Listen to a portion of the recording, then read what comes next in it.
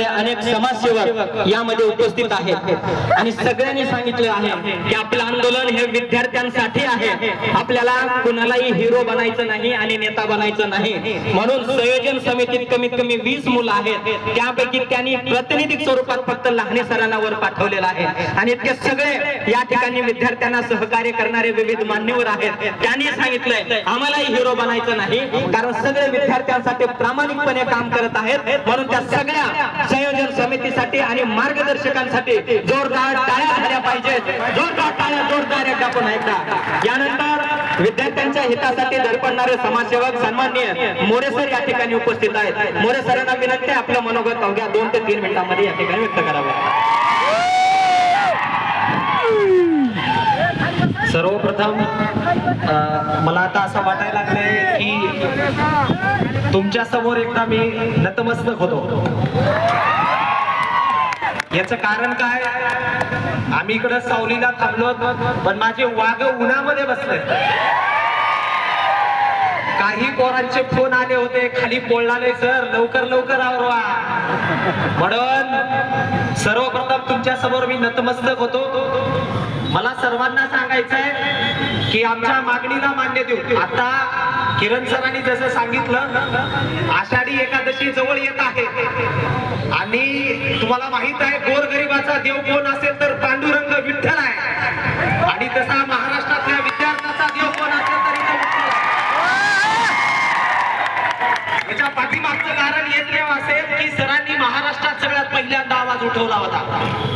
तो आवाज उठवण्याचं काम वेळोवेळी सर करतात आणि निंबोरे सर आता असं म्हणले की जे पुण्यात दिसलं नाही ते लातूर मध्ये दिसलं. का दिसलं? उगा नवा मा हे लातूर आहे,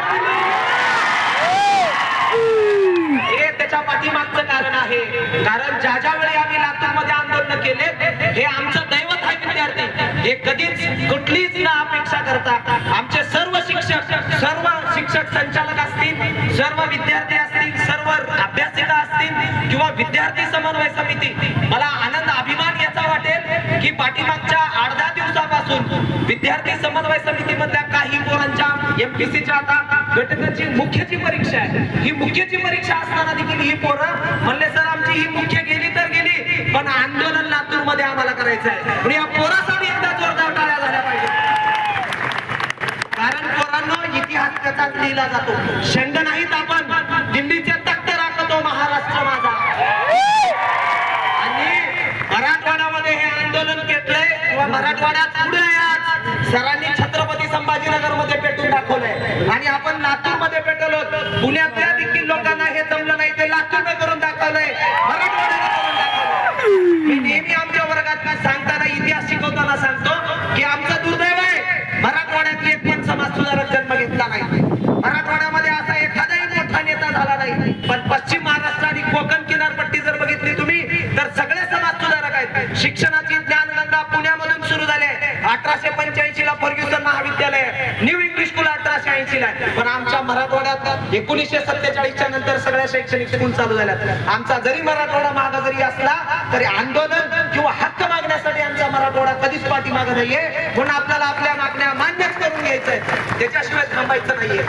मी परत एकदा सरकारला विनंती करेन, आयोगाला विनंती करेन की खरंच ही आमची पोरं लई गरीब घरची पोरं आहेत. ह्या पोराचा बापाचं बनवेल खटलाय. ह्या पोराची माय साबण जर बारका असेल तर साबणाला साबण चिटकून लावते. एवढ्या गरीब परिस्थितीमधून हे पोरं शिकतात. यांच्या मेसचे, यांच्या क्लासचे, यांच्या रूमचे भाडे भरण्यासाठी बरेच मायबाप कष्ट करून काय करतात, व्याजी पैसे काढून या पोरांना इथं देतात. आणि आयोग जर असं जर समजा टीसीएस कडे देत असेल, एक परीक्षा भरायचा, एक फॉर्म भरायचा, मग 1000 रुपये नाही, हे जमणार नाही. आणि आपल्याला पोरांनो याच्यासाठी आता हे तर आंदोलन केलेच, याच्या नंतरही बरंच आपल्याला काम करावं लागणार आहे. याचबरोबर खूप मोठ्या मागण्या आहेत. पोलीस भरतीची मागणी असेल, स्टेनोग्राफरच्या पदाची पण मागणी आहे, एमपीसीची पण मागणी आहे. आपली परीक्षा ही ऑफलाईन झालीच. परत एकदा एमपीसीची परीक्षा ऑफलाईन. परत एकदा आवाज मोठा, एमपीसीची परीक्षा ऑफलाईन. कारण आपण इथून एकच मागणी मागितली, फक्त एमपीसीची परीक्षा ऑफलाईन झालीच. चला मित्रांनो, जास्त वेळ घेत नाही, खूप वेळ झालाय, तुम्ही खूप वेळ झाला बसतायत. थांबतो. धन्यवाद.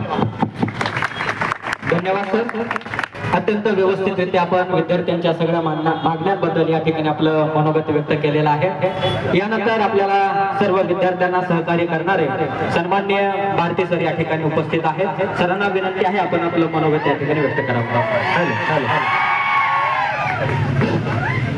सर्वांना नमस्कार। बराच वेळ झालेला आहे, मी फारसा वेळ घेणार नाही कारण आपल्याला सर्वांसाठी आदरणीय विठ्ठल कांगणे सरांचं भाषण ऐकायचं आहे। फक्त आपली एकच मागणी आहे ती म्हणजे MPSC ही ऑफलाईन व्हायला पाहिजे।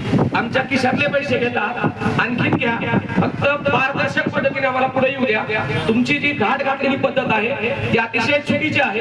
आम्हाला योग्य पद्धतीने पुढे यायचे, कारण गोरगरिबाच्या लेकरांना जर पुढे यायचं असेल तर एकमेव साधन आहे ते म्हणजे MPSC। म्हणून सगळ्यांनी मागणी केली होती की MPSC कडे येऊ द्या। जसं आता निंबोरे सर म्हणले MPSC कडे आम्ही मागणी केली, पण परत तुम्ही TCS कडे बोट दाखवलेला आहे, तर ते कुठेतरी नको आहे। आणि एवढे विद्यार्थी कांगणे सर एवढ्यासाठी झालेले आहेत, यांना फक्त ऑफलाईन पाहिजे। आमची मागणी काहीच नाही, फक्त ऑफलाईन पाहिजे। आम्ही कुठलीही योजना मागितलेली नाही, आम्ही कुठल्याही पारदर्शक पद्धतीने फक्त पुढे येऊ द्या म्हणतोय। आज जर आमच्यातला एकही विद्यार्थी पुढे आला तरच उद्याचा तुकाराम मुंडे होणार आहे। आज जरी तर आम्ही पुढे आलो तरच प्रशासन चालणार आहे, कारण प्रशासकीय व्यवस्था चालवत असताना भारतरत्न डॉक्टर बाबासाहेब आंबेडकर यांनी सांगितलेलं आहे की प्रशासन जर चालवायचं असेल तर त्याला कणा म्हणून प्रशासन लागतं, आणि प्रशासन चालवणारी जमात आम्ही सर्वजण बनणार आहोत। एवढंच बोलतो आणि थांबतो। धन्यवाद। धन्यवाद सर। आई वडिलांची स्वप्न उराशी घेऊन लातूर मध्ये दाखल झालेला प्रत्येक विद्यार्थी 10 आणि 12 तास आपलं आयुष्य त्या रीडिंग मध्ये व्यतीत करतो आणि स्वप्न पाहतो की आपल्या घराचा उद्धार आपल्याला करायचा आहे। आपली आई आजीच्या शेतामध्ये कामाला जाते, आपला बाप त्याच्या शेतामध्ये सालगडी म्हणून राबतोय, आणि आपल्या बापानं आपल्या आईनं स्वप्न बघितलेलं आहे। अरे ज्या भावकीनं ज्या पाहुण्याने आपली परिस्थिती पाहून आपली हेटाळणी केली, आपला धिक्कार केला, त्या सगळ्यांचा उद्धार करायचा आहे। माझ्या घराचा उद्धार करायचा आहे, माझ्या ताईचं लग्न बाकी आहे, माझ्या भावाची जबाबदारी माझ्याकडे बाकी आहे। या सगळ्या जबाबदाऱ्या उराशी घेऊन डोक्यात घेऊन जेव्हा एक विद्यार्थी आपल्या आयुष्याच्या रीडिंग मध्ये व्यतीत करतो आणि आपलं स्वप्न पाहत असतो, मात्र ते स्वप्न भंग करण्याचं काम जेव्हा इथली व्यवस्था करते, तेव्हा त्या भंग झालेल्या स्वप्नाच्या भग्न तुकड्यावरून रक्तबंबाळ पायाने पुन्हा परत जाऊन त्या स्वप्नाला आवेशाने आलिंगन देण्याची ताकद इथल्या विद्यार्थ्यामध्ये आहे। फक्त त्याला पाठिंबा आहे इथल्या व्यवस्थेची भांडणाऱ्या आणि व्यवस्थेची संघर्ष करू शकणाऱ्या काही प्रसिद्ध आणि धडाडीच्या या युवा नेत्यांची आणि युवा कार्यकर्त्यांची, युवा समाजसेवकांची जेव्हा वारकऱ्यावरती संकट येतं तेव्हा तो पंढरीचा पांडुरंग आपल्या कमरेवरचे दोन्ही हात काढून त्याच्यासाठी धावून जातो। आपल्यावरती संकट आल्यानंतर हा विठ्ठल सुद्धा मोरे सरांनी सांगितल्यासारखा आपल्यासाठी धावून येतो आणि जोरदार येतो। टाळ्या त्यांच्यासाठी झाल्या पाहिजेत, आणि आयुष्यामध्ये जेव्हा आपल्या अंधार येतो तेव्हा आपल्या आयुष्यातील अंधार दूर करण्यासाठी आणि आपल्याला वास्तव सांगणारा किरण सुद्धा या ठिकाणी किरण सरांच्या माध्यमातून येतो। आणि मग पुन्हा एकदा आपली विनंती आहे की सर्वांनी एका जोरदार घोषणा द्यायच्यात, आणि मी कांगणे सरांना आमंत्रित करतो। तत्पूर्वी घोषणा आहे MPSC परीक्षा ऑफलाईन, MPSC परीक्षा ऑफलाईन,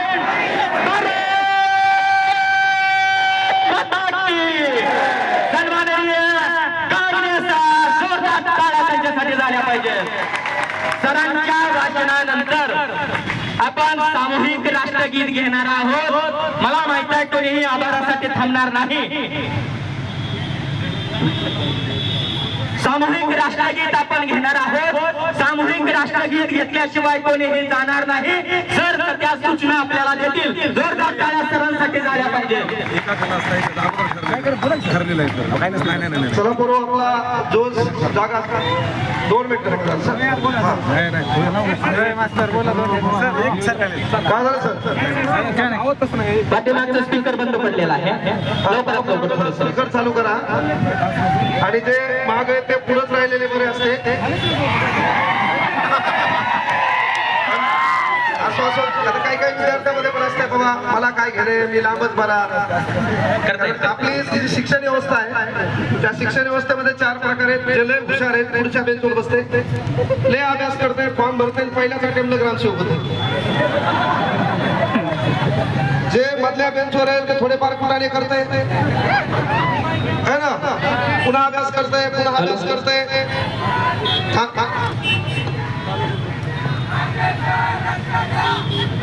ओ स्टेनोग्राफर, तो स्टेनोग्राफर नाव माईच्या छातीवर कोणलंय.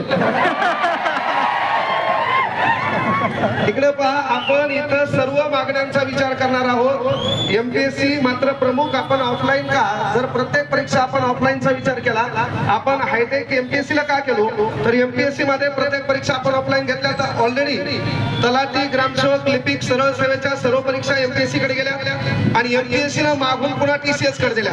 म्हणजे भांडलो आपण सासूसाठी आणि दलिंदर सासू पुढे वाटण्याला आली.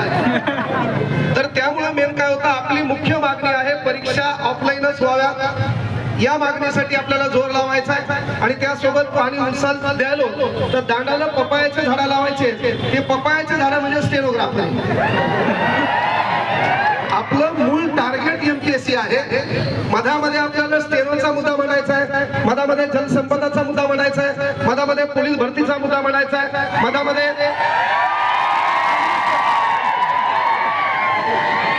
आय लव्ह यू हे जे येत नाही, आपल्या कालचाच आहे. पोलीस भरती म्हणल्यावर त्याला माहिती आहे एकच माणूस आपल्याकडून बोलू शकते बाबा. आपण असो. बाकीचे काही आता काही जण काय तयारी करायला, तलाठी, ग्रामसेवक, लिपिक, कनिष्ठ लिपिक, वरिष्ठ लिपिक, जनसंपर्क विभाग, पाटबंधारे विभाग आहे ना, डेप्टी कलेक्टर, कलेक्टर कंसात जी लागल ती लाभ होय. तर आपण सांगायचं तात्पर्य, पाणी उसाल द्यायलो, दांडाला पपायाचे झाडं लावायचे. आपण क्या हुआ?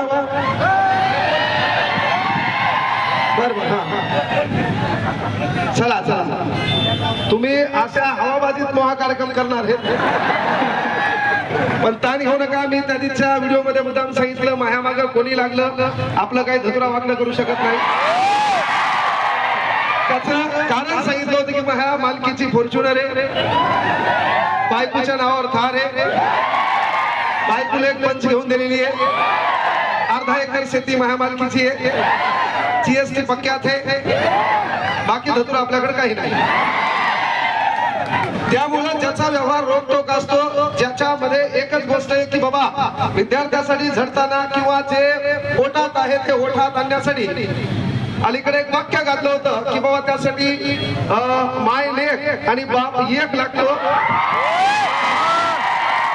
ही भूमिका सहजासहजी प्रत्येक जण ठेवत नाही, पण विनंती एकच विद्यार्थी मित्रांनो, केवळ आपण इथं आलो आंदोलन केलं, घोषणा केल्या, बोंबललो, यानं आपल्याला यश भेटल असं नाही. कारण कुठल्याही दगडावर आपण घनानं घाव घालतो, पहिला घाव, दुसरा घाव, तिसरा घाव, चौथा घाव, कुठल्या तरी घावामध्ये तो दगड फुटतो, पण तो दगड फुटण्यामागं पहिल्या घावाचं देखील योगदान असतं. पहिला घाव आपण छत्रपती संभाजीनगर मध्ये दिलाय, दुसरा घाव हा लातूर मध्ये आहे, तिसरा घाव हा आपल्याला पुण्यामध्ये द्यायचा आहे. पुण्यातल्या शिक्षकांना विनंती आहे, थोडं जीएसटी,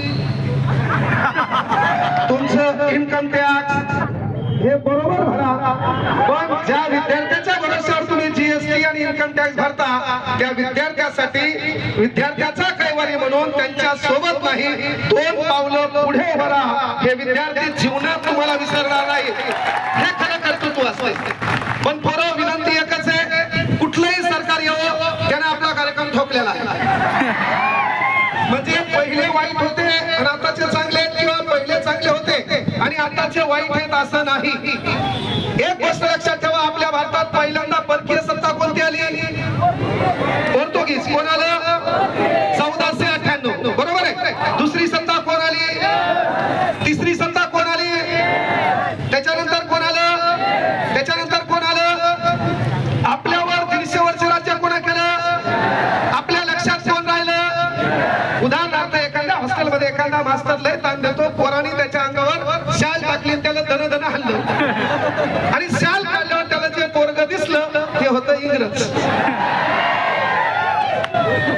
सांगायचं तात्पर्य की आपल्या अंगावर शाल टाकली, आपल्याला याच्या अगोदरच्याने मारलं, त्याच्या अगोदरच्याने मारलं, पण शाल काढल्यावर आपल्या लक्षात सध्याचं सरकार आलं, कारण ह्या दलिंदराने परीक्षा बिनाकामी ऑनलाईन आली आणि म्हणून सध्या आपल्यासाठी ही जी व्यवस्था आहे, ही व्यवस्था बदलायची असेल तर बाळांनो एकच आहे, आपल्यामध्ये एकजूट लागेल, क्लास वाल्यांमध्ये एकजूट लागेल, विद्यार्थ्यांमध्ये एकजूट लागेल.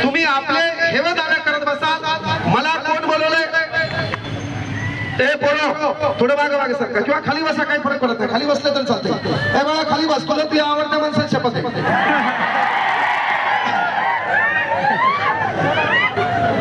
हा आवड थांब थांब लक्षात घ्या. हा आता काही तुम्हाला तुमच्या आवडत्या माणसाची शपथ म्हणल्यावर ते तानात आलं, आपलं तर इकडं तिकडं कुठंच काही नाही. असं सांगायचं तात्पर्य, मूळ मागणीचा उद्देश बाळानो, आज जर आपण जागे झालो नाही, आज आपण एकत्र आलो नाही, आपल्या मागणीसाठी बोललो नाही, तर येणाऱ्या काळात माझी एकच विनंती आहे मायबाप सरकारला, मुळात तुम्हाला मायबाप म्हणावं एवढी तुमची लायकी नाही. पण विनंती एक आहे बाबा की राज्यघटनेच्या भाग क्रमांक 4 मध्ये राज्याची बेरोजगारी कमी करणे तुमच्या हातात आहे. राज्यातल्या युवकांच्या हाताला काम देणं तुमच्या हातात आहे. राज्यातल्या लोकांच्या युवकांच्या हाताला रोजगार उपलब्ध करून देणं तुमचं काम आहे. मागे तलाठी भरतीचा गोंधळ झाला आणि तलाठी भरतीचा गोंधळ झाल्यावर पहिला आवाज आम्ही उठवला. 16 जानेवारी 2024 ला पहिलं आंदोलन छत्रपती संभाजीनगर मध्ये क्रांती चौकात आम्ही केलं. अनेक पुरावे तलाठी भरतीच्या पेपर फुटीमध्ये होते, पण मायबाप सरकार मधला एक मंत्री आम्हाला म्हणला, आम्हाला पुरावे दाखवा. भाऊ, ज्या ठिकाणी सेंटरला आम्ही गेलो त्या ठिकाणी सीसीटीव्ही तुहा होता. ज्या ठिकाणी आम्ही सेंटरला गेलो त्या सीसीटीव्हीचा DVR तिच्याकडे होता. तिथं आम्ही पेपर देताना आमचा बाप कॅमेरा घेऊन नव्हता. आणि म्हणून लोकशाहीच्या तत्वानुसार आम्ही तुम्हाला मतदान करून तुम्हाला 5 वर्षांच्या बोकांडीवर बसवायला दिल्याच्या नंतर जर तुम्हीच म्हणत असाल की आम्हाला पुरावे द्या, तर या ऑनलाईन परीक्षेमध्ये हे बाळांनो तेच होणार. आणि आपलं पोरग ग्रामीण भागातले मान्य हे बोलताना डायलॉग घालेल, मी MPSC ची तयारी करतो. लय दिवस झाल्यावर हे MPSC म्हणते. हे सुरुवातीला पोलीस भरतीसाठीच येत आहे, लय दिवस तयारी करण्या झाली तर हे डायलॉग घालतंय सध्या मी MPSC कडे.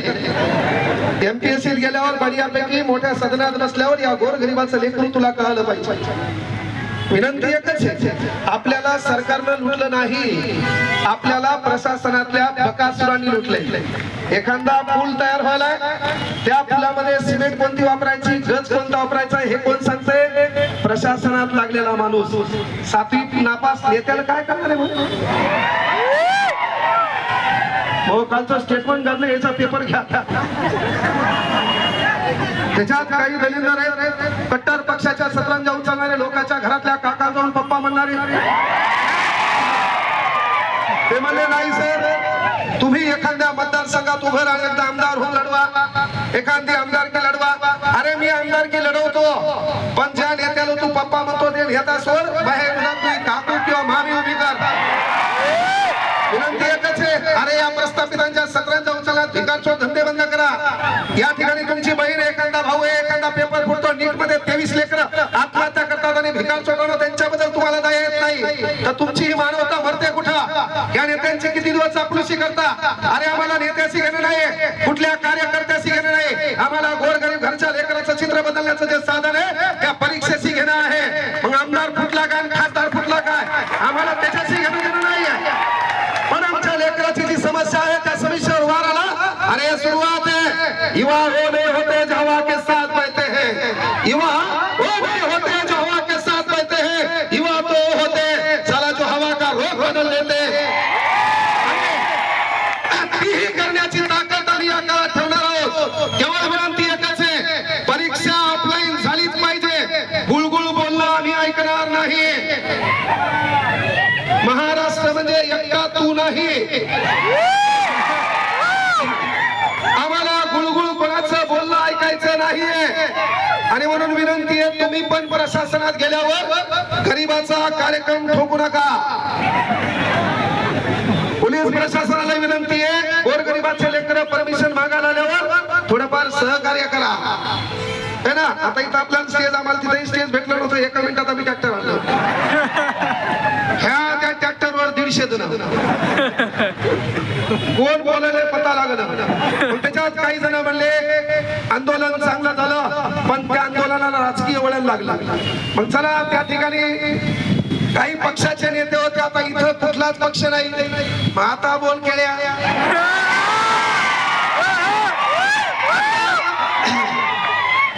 आता या आंदोलनाला कोणता राजकीय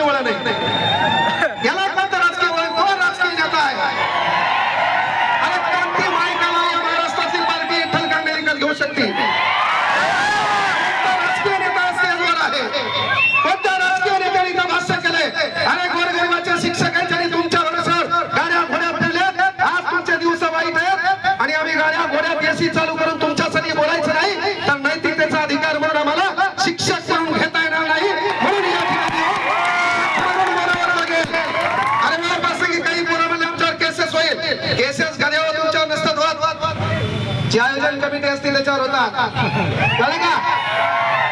आणि आयोजन कमिटीवर जर केसेस होत असतील तर मुंबईमध्ये आंदोलन मी काढेल आणि त्याचं आयोजक मी होईल. भगतसिंग राजगुरू, सुखदेव राजगुरू हेच म्हणले होते काय? हेच म्हणले होते हा? अरे मेरे आदत से वाकिफ है मेरी कलम, जब भी इश्क लिखना चाहता हूँ इनकलाब लिख देता हूँ. आपलं काम आहे, तो भगतसिंग आपल्याला आठवला पाहिजे, तो सुखदेव आपल्याला आठवला पाहिजे, तो राजगुरू आपल्याला आठवला पाहिजे. अरे सध्या भगतसिंग जिवंत असते किंवा वरती ते असतील तर या राजकीय नेत्याकडे पाहून कदाचित हे बी म्हणत असतील काही वोटो के लिए मर गए, काही नोटो के लिए मर गए. भगतसिंगाला वाटलं असतं जर या देशातल्या विद्यार्थ्याला, विद्यार्थ्याच्या पालकाला, शेतकऱ्याला अरे पिकाच्या हमी भावासाठी रस्त्यावर यावं लागत असेल तर ज्या भगतसिंगांनी हसत हसत या देशासाठी फासावर आत्मबलिदान केलं ते भगतसिंग कदाचित सुखदेवांना म्हणत असतील अरे काही वोटो के लिए मर गए, काही नोटो के लिए मर गए. होते भगतसिंग जिंदा तो कहते सुखदेव से हम भी सालाकिन कमीनों के लिए मर गए, हम भी सालाकिन कमीनों के लिए मर गए. आणि म्हणून विनंती एकाचे करो, ही सुरुवात आहे. तुम्हाला जेव्हा आपण आंदोलन पुणे म्हणलं, जेव्हा आपण आंदोलन मुंबई म्हणलं, तुम्हाला तुमचा भाऊ म्हणून सांगतो ट्रेन मध्ये तिकीट काढायचं नाही. टीटी बेजार होईल. एखाद्या डब्यामध्ये 2 तिकटावाले नाही, गुमा जाईल अख्खा डबा बिना तिकटाचा आहे. बिना तिकटाच्या आहे ना, कुठेही थांबायचं नाही. वल्ली मुंबई. कारण ही मागणी का? आणि एक गोष्ट लक्षात घ्या, मी तुम्हाला आवर्जून सांगतो, मला उपजीविकेचं आगळं वेगळं साधन सध्या उपलब्ध करण्याची ताकद आहे. माझा बाप वारकरी होता. मी गळ्यातली शाल जी काय भाषणामध्ये वापरतो ती कमरेला बांधून परफेक्ट महाराज होऊ शकतो. पण ज्या लेकरांच्या भरोश्यावर आपले दिवस बदलले, ज्या लेकरांनी आपल्याला हृदयात स्थान दिले, त्या लेकरांसोबत गद्दारी करायची ना हा शब्द डोळ्यात ठेवलेला आहे. म्हणून तुम्हाला मी आवर्जून सांगितलं, इथे आलो कुठेही बोललो, मी कुठल्याही पार्टीत जाणार नाही, कुठल्याही नेत्याचा गळ्यात रुमाल घेणार नाही. आणि ज्या दिवशी वाटलं परिवर्तन करायचं तर पोरं 2029ला आपली वेगळी पार्टी काढू. प्रत्येक पोरानं उभं राहायचं,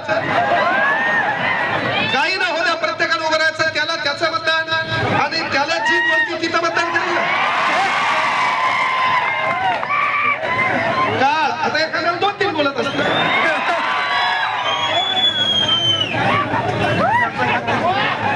अरे लातूर मधून पहिलं तिकीट सरला देऊ, पण 2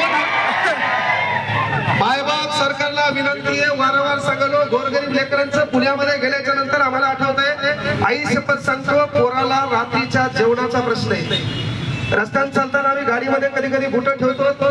या महाराष्ट्रात आपण भारत महासत्ता म्हणतो आणि रस्त्याने चालताना रोडवर पडणारे काही पोरे त्याला 400 रुपयाचा गोल्ड स्टार बूट घेणं होत नाही, 600 रुपयाचा त्याला सेगा बूट घेणं होत नाही.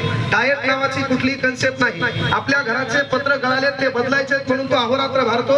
आणि धावत असताना जर हरामखोर यंत्रणा ही पेपर फोडत असतील तर आमच्या गोरगरीब लेकरांनी न्याय मागायचा कोणाला? पण झालं काय माहितीये का, हे सर्व सारखेच आहे. प्रशासनात गेलो ते म्हणते त्याला विचारा, त्याला गेलो ते म्हणते मेन साहेबाला विचारा. म्हणजे एका ठिकाणाहून लोक जात होते, लोक जात असताना एका घराच्या पहिल्या छतावरून पोरग लगीन करू लागलं. लोकांना वाटलं चला याच्या बापाला सांगू, बाप मारीवर लग्न करू लागला. हे सर्व सारखेच आहे, ते आपलं ऐकणार नाहीत. म्हणून एसी गाडीत बसून बिस्लरीचं पाणी पिऊन बाळांनो दुष्काळावर गप्पा करता येत नाही. त्यासाठी रणरणत्या उन्हामध्ये फिरावं लागतंय. पायाला पडलेल्या भेगा हेच आपला दुष्काळ सांगत असतात. म्हणून ह्या काचात बसलेल्या व्यवस्थेपर्यंत आपला आवाज जाऊ द्यायचा असेल तर या ठिकाणचा आवाज आपला जोरात लागतोच. तो आवाज सदैव जोरात असावा लागतोच. आणि न्याय हा तोंड वाजून मिळत नसेल तर तोंडात वाजून मिळावा लागतो. म्हणून विनंती एकच आहे, आपल्याला एकत्र राहावं लागेल. आपल्या क्लासमध्ये जो कोणी मोठा असेल त्याला पुढे या म्हणाव, ज्याच्याकडे जास्त पैसा असेल त्याने पुढे या म्हणाव. तू पैसा देऊ नको, इथं पैशाची गरज नाही. कारण हा कुठल्या पार्टीची सभा नाही, त्याला 500 देऊन जाताना भांडण करणारे हे अवलादी नाही. अरे आम्ही गोरगरीब शेतकऱ्याच्या अवलादी आहेत. किराणा दुकानात गेल्यावर 35 रुपये किलो साखर असेल तर तो 1005 ग्रॅम देत नाही. सोन्याच्या दुकानात गेल्यावर तराजू हे हवेच्या बंद याच्या डब्यामध्ये असते. आपण गोळी मागितली तर 10 रुपयाला एक गोळी असेल तर तो 2 गोळी देत नाही. पण इथं बसलेले आम्ही असे अवलादी आहोत, ज्या शेतकरी बापाच्या अवलादी आहोत, ज्या बापाला 1 किलो वांगे मागितल्यावर 1.5 किलो देणारा आमचा बाप आहे. त्या बापाच्या